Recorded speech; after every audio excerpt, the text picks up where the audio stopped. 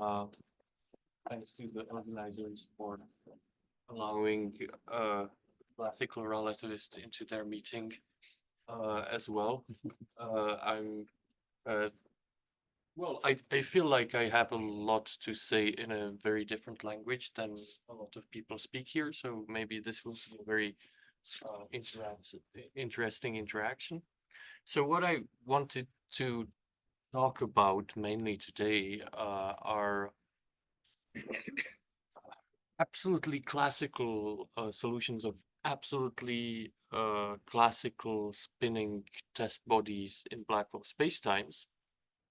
And I will try to explain to you why you should care about them and then show you how we go about solving those equations essentially. And I will first start with spherical symmetry or Schwarzschild. You know, there will be not restricted to a Schwarzschild background. You can be even off-shell spherical symmetry. And then I will go into Kerr, which has these special symmetries, which is quite interesting. Okay, so motivation, right? Um, we have all heard about detections of gravitational waves, right? However, what we have now from fully traditional classical gravity computations using post-Newtonian theory is the in spiral phasing of a binary up to fourth post-Newtonian order in the counting next to leading order, where the zeroth order is just a Newtonian in spiral driven by the quadrupole flux. And you go four PN iterations beyond that, and that corresponds to, let's say, a for loop computation in the QFT lingo, and that's enough for current LIGO Virgo, right? Okay, that's okay, and we can work with that. We don't need more. It is below the threshold of what you can tell, but you know, these terrestrial detectors, they keep moving. And in particular, there will be this detector LISA, which goes into space, and it will detect millihertz gravitational waves. What this means technically is it will detect gravitational waves from supermassive black holes, and that means, for instance, there will be stuff flying nearby, which is much lighter than the supermassive black hole. And that means it sticks around in the strong field for a very long time. And it turns out that when you are in this situation, weak field expansions tend not to work when you stick around in the strong field for a long time. So you have to go to pretty insane orders in the post-Newtonian expansion to get anything meaningful, and eventually the weak field expansions fail as well. So you know that's something interesting to consider. You know, there is also next generation terrestrial detectors which will reach to lower frequencies as well. Also heavier black holes, other mass ratios, and so on, higher redshifts. You know, so this will be also interesting. Higher signal to noise ratios, higher sensitivity to stuff, and there will be new populations of binaries showing up, you know, different stars making them and so on. And there will be dynamical formation, which means in practice you are not restricted to a circular in spiral. So that's also something to keep in mind. So for the post-Minkowski people, like, right, your natural setting is a hyperbolic scattering, and that means that, you know, you are closer to an eccentric binary than, for instance, the people who do circular binaries, right?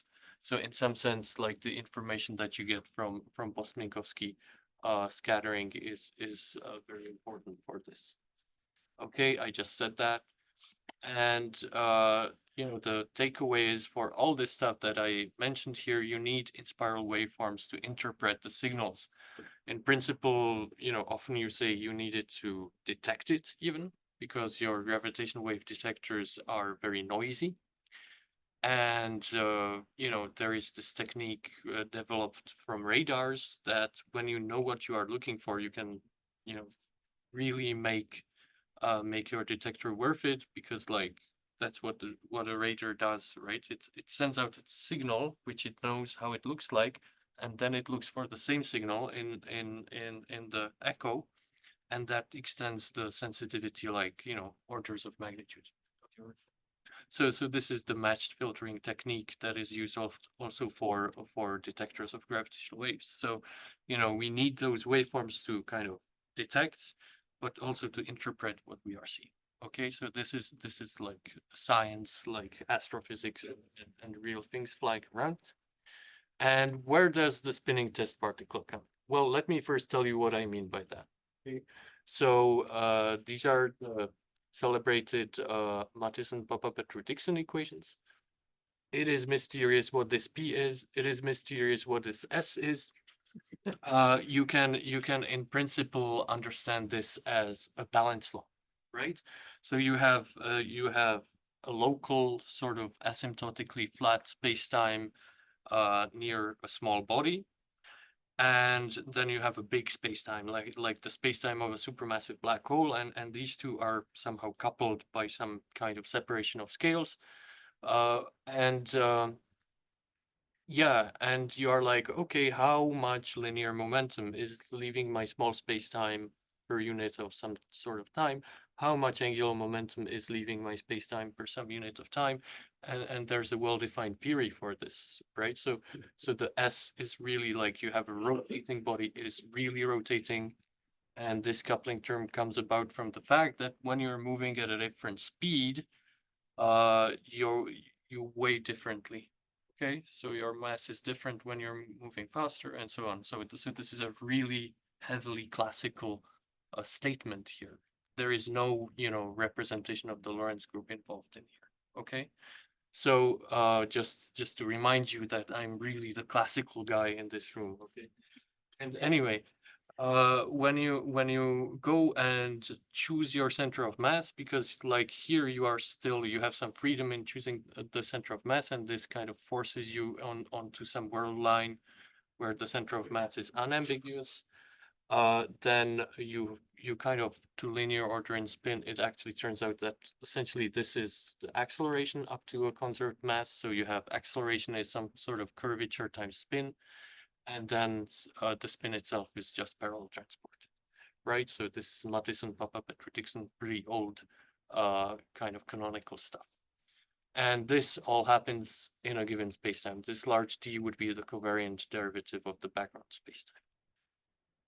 Okay, so and physically speaking, why care about this, right? So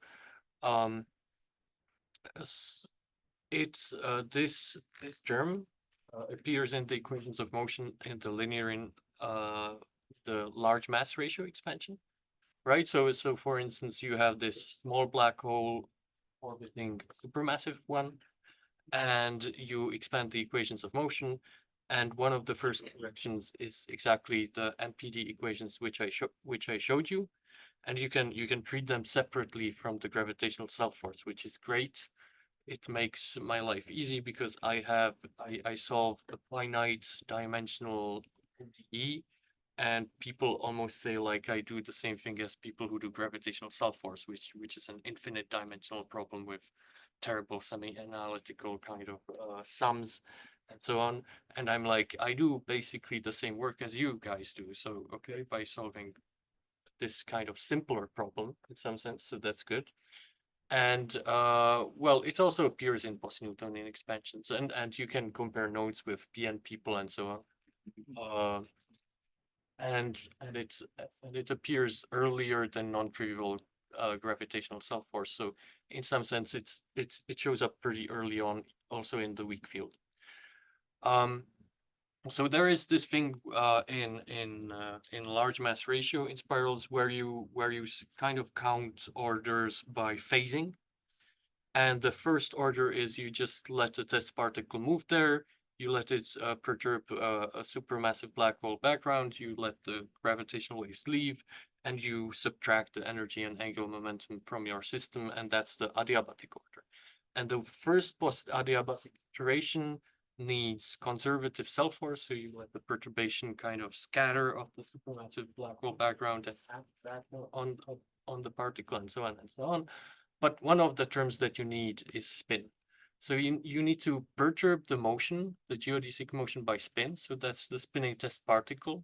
This is this talk, and there is tomorrow. His flight is delayed.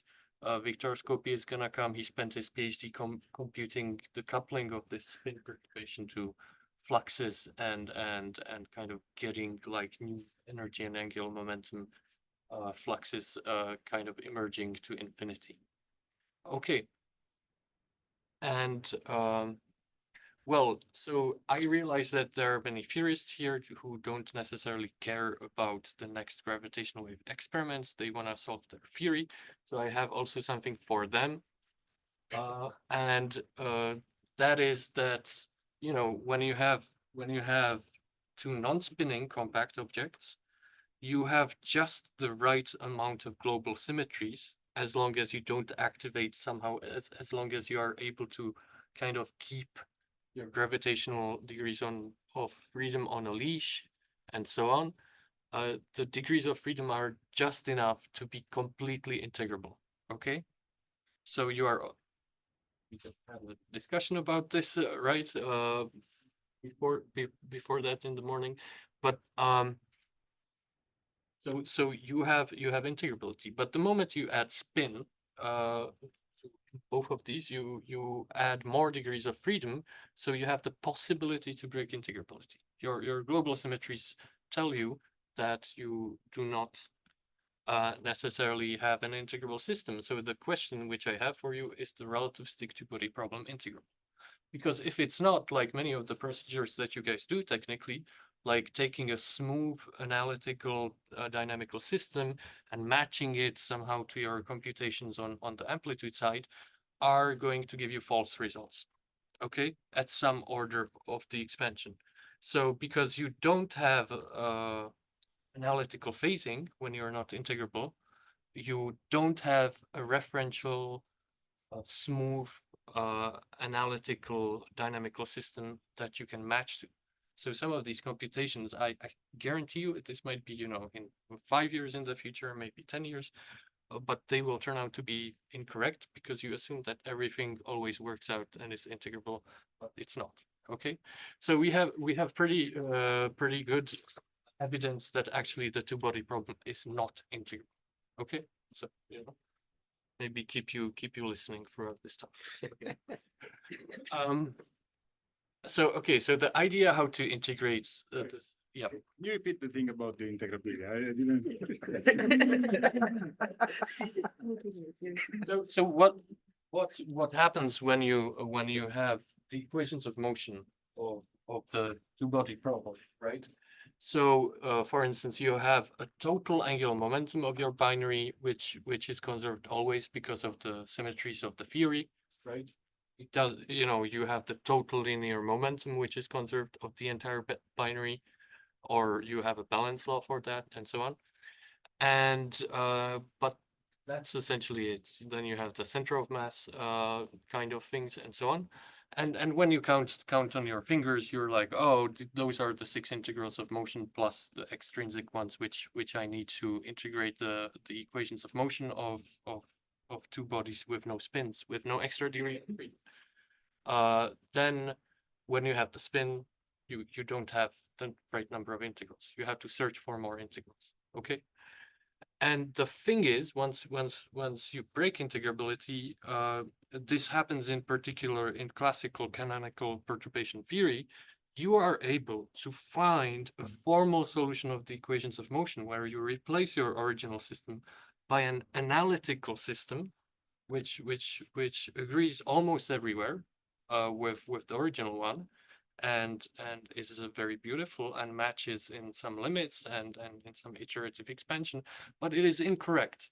Okay, it is the wrong system because there are certain parts of the phase space where simply they are called resonances, and they are kind of like restricted to a square root of epsilon, where epsilon is your perturbation parameter, and there this system does not work.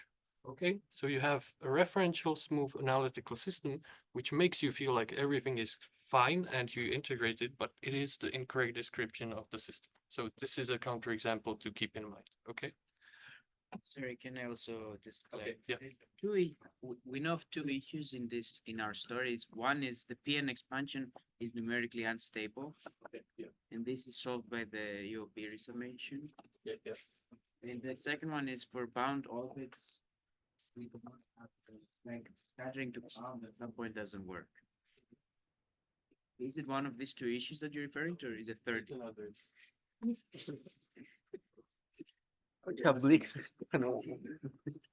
So it's another issue. It's like when you have new degrees of freedom and you don't have integrability. The problem is radiative anyway, so you don't have integrability. Yes, okay. Well, but let's say that you have a separation of timescales, right? And in a separation, Mystic. Don't even have a separation of timescales. well, in the large mass ratio limit you do, right? And in the separation of timescales, you have gauge invariant parts that emerge in the phasing, which are observables.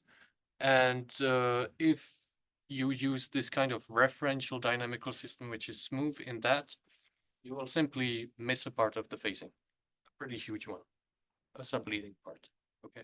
I mean, I would just say that, just say that there's integrability in the problem at the start is just not right. I mean, So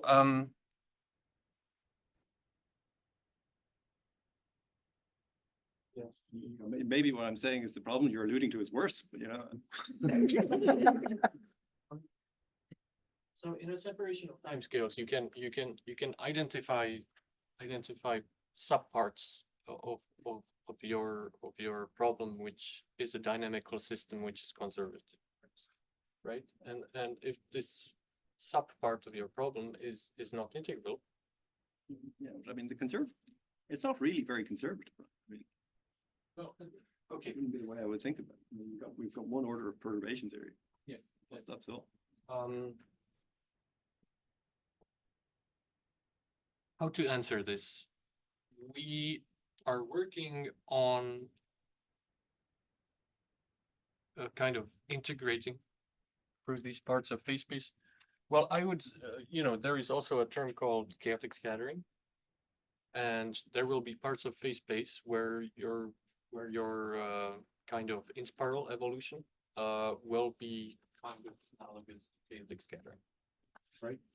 In the sense that your dependence of the result will, on initial conditions, will have non-analytical relations. Yeah, I mean, what you're talking about is sensitivity to initial conditions. Sure, but like anybody would deny that that's the dynamics. You got to get the initial conditions right. If you got the initial conditions wrong, you have dramatically different predictions. But I mean, this is a problem for everybody, right? It's just if you're doing a perturbative computation and the dynamics is chaotic.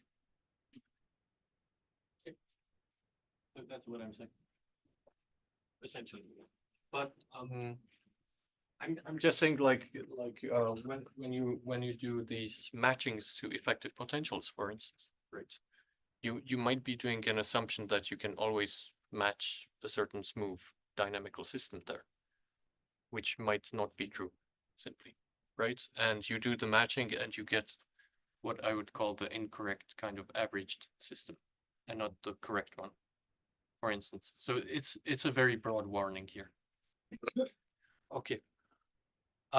So let me move on with this. Okay, so let's start with the spherically symmetric field, and this is just a demonstration that things generally work out to some order, at least. Okay, so you have a spherically symmetric field. This does not need to be a black hole. That's why it's funky blue. Okay, and you take a look at it, and you're like, okay, I should have something like the total angular momentum. And this is really an informal statement. So S would be the small spin of the spinning test particle. And there's also another integral of motion, which kind of has, again, informal statement, has this meaning. And you go into special aligned coordinates and you get the full classical solution of the equations of motion. Okay, and you go through all the details. So this is the summary of the next two slides. Okay, so you start with a general spherically symmetric metric.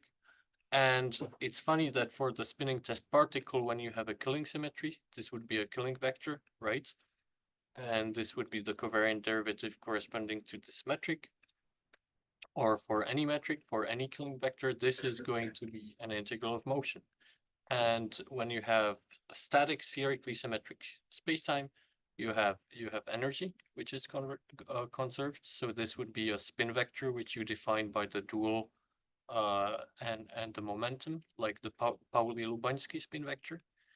And then you go and you find three components of a total angular momentum vector. So this would be the usual kind of orbital parts, right? You should like, this is almost like Newtonian physics, and this would be a new part which kind of appears in there due to the spin. Okay, and when you go and align your frame so that your equatorial plane is the equatorial plane corresponding to this total angular momentum vector, you are fortunate enough that everything decouples up to linear order in spin.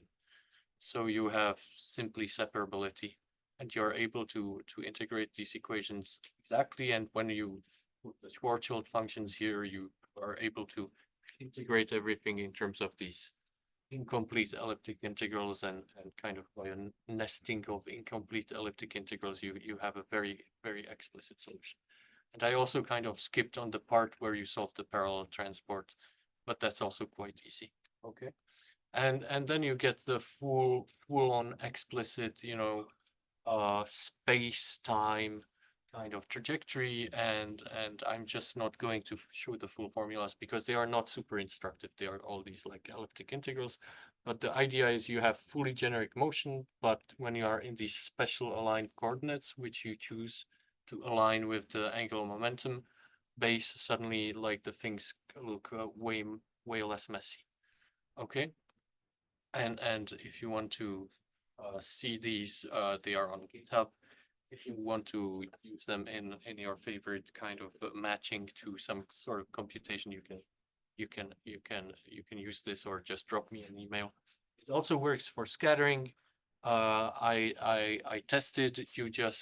We use something like an eccentricity and semilatus rectum. When you use the eccentricity larger than 1, you will also get scattering. So I will give you explicit classical scattering orbits and explicit classical scattering angles to all orders in G, but in the test particle limit. Okay, so this is something that certainly can be used to somehow cross-check against existing spinning particle computations that you may have done.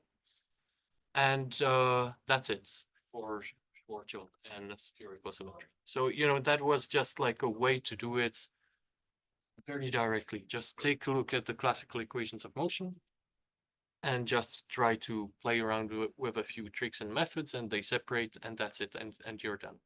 But when you go into Kerr spacetime, things get a little bit messier, and it forces me to introduce a Hamiltonian formalism, and then in the Hamiltonian formalism, a Hamilton-Jacobi equation, and then I get separability. Okay. And okay, I don't have a lot of time, but anyway, you have to start with, before you introduce spin, you have Kerr geodesics, right? So this is a bound Kerr geodesic. It looks quite messy, but if you plot it in R theta space, this is the same geodesic in R theta space. You see that it is quite orderly, and that is because you have this hidden symmetry, or you know, you have this Carter constant, and this is a classical result from 1968. Closed form solutions are known since 2009, essentially. And now the quest is to introduce spin on this tiny red guy in this field, okay? And to tackle this, you need the Hamiltonian. So this is in principle a Hamiltonian that fulfills all these constraints, such as S times P is 0 to nonlinear order, even though you can truncate it to linear order in spin, and you will just see it is just a minimal Hamiltonian. But it is not quite minimal because the Poisson bracket is non-trivial. Okay, so it's not canonical coordinates yet, and you can find details here if you're interested. Okay, and you have to canonicalize. So you start with switching to a basis which from classical electrodynamics seems, this seems a little bit like the vector potential, but it is actually the spin connection. This is a tetrad, okay? And then you decouple the orbital sector, the spin sector. These are tetrad components. And you also find coordinates on the phase space. So you cover essentially what is the I would say Lorentz algebra with canonical coordinates. And this is something that we have also managed, and uh, uh, you can find the details of that in the paper which I cited on the previous slide. Okay, and this is implicitly tetrad dependent. So the question when you are looking for separability is which tetrad to use. Okay, and again, more details can be found here. Okay, and there's a tetrad found by Mark in 1983 in which parallel transport in Kerr separates. So I thought, okay, maybe we can use that. And how do you construct it? Or at least this is my construction, is you have the hidden symmetry in Kerr. You find one leg which is parallel transported along a referential geodesic congruence, and the other ones you get by powers of this Killingiano tensor. And then you have separable parallel transport. And then you go and get a Hamilton-Jacobi equation within the formalism which I showed you. This is the truncation to linear order in spin. This is the Hamilton-Jacobi function. This is the classical action. And you are able to separate it fully, the equations. Okay, so you get these two beautiful equations, which are just ordinary differential equations. Okay, and you have a new separation constant, which I call KSO, appearing in there, and parallel component of spin again. Okay, and you can generate actions, scattering, bound orbits, and what I personally call iconal phase. Maybe you guys would call it something different, but this all can be done with this result. Okay, and that's it. Okay, I'm not gonna go into more details. We are and just give you outlook to what we have done. Okay, so we have been, so this is not such a new result, and since then we have been working on coupling it to gravitational wave fluxes and so on, and getting exact strong field gravitational wave fluxes in a practical way. So that's something that I'm working with a colleague Gabriel Piovano, and we are very close to getting this out finally. And the question that you need to solve to get inspirals is, how does this constant KSO evolve? Because it's not associated with a Killing symmetry. We are working with Victor Scopy on this. So you don't have an energy or angular momentum flux for it. Okay. And we would also like to build a bridge between like the terms like S, mu, nu, and so on that we use, and the weak field sort of options there. And I'm just gonna leave it there. Thank you.